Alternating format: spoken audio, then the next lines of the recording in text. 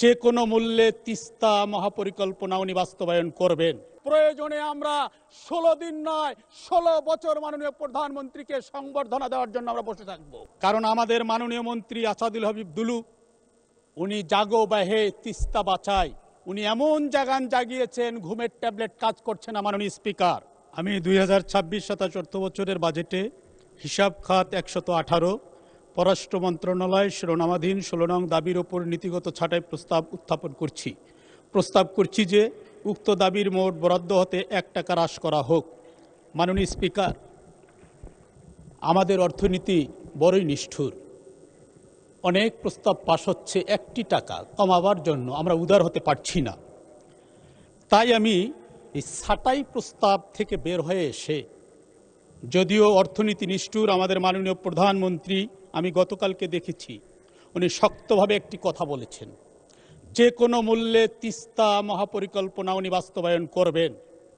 আমি এই জন্য ছাঁটাইয়ের জায়গা থেকে বেরিয়ে এসে আমি একটা প্রস্তাব করতে চাই, আগামী একনেক বৈঠকে আমার বাছাইকৃত প্রস্তাবটি তিস্তা মহাপরিকল্পনা যেন উত্থাপন করে বরাদ্দ পাশ করা হয়।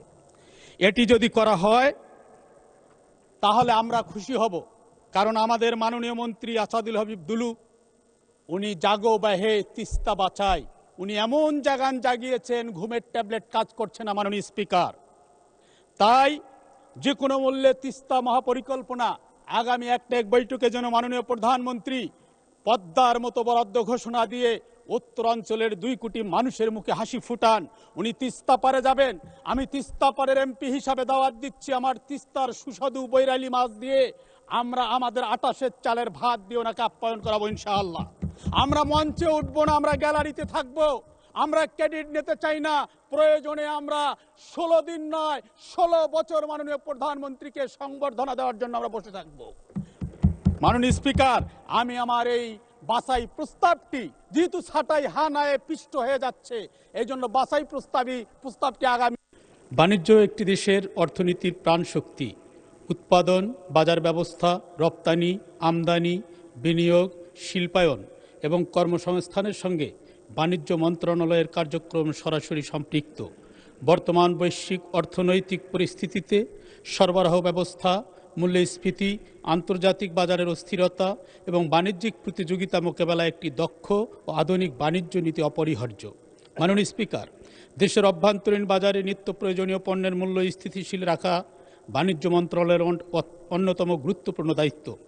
বাজারে কৃত্রিম সংকট, মজুতদারি, অসাধু সিন্ডিকেট, মূল্য কারসাজি ও ভেজাল প্রতিরোধে আরও কঠোর নজরদারি প্রয়োজন।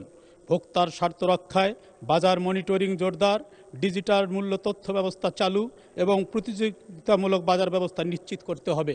মাননীয় স্পিকার, আমি বাণিজ্য মন্ত্রণালয়ের কাছে দাবি জানাই, উত্তরাঞ্চলে কৃষিপণ্য সংরক্ষণ ও প্রক্রিয়াজাতকরণে বিনিয়োগ উৎসাহিত করা হোক। আলু, ভুট্টা, কৃষিজাত পণ্যের নতুন আন্তর্জাতিক বাজার সৃষ্টি করা হোক। রপ্তানিযোগ্য কৃষি পণ্যের মান নিয়ন্ত্রণ ও সার্টিফিকেশন সহজ করা হোক। কৃষক ও ক্ষুদ্র উদ্যোক্তাদের বাজার সংযোগে সহায়তা প্রদান করা হোক।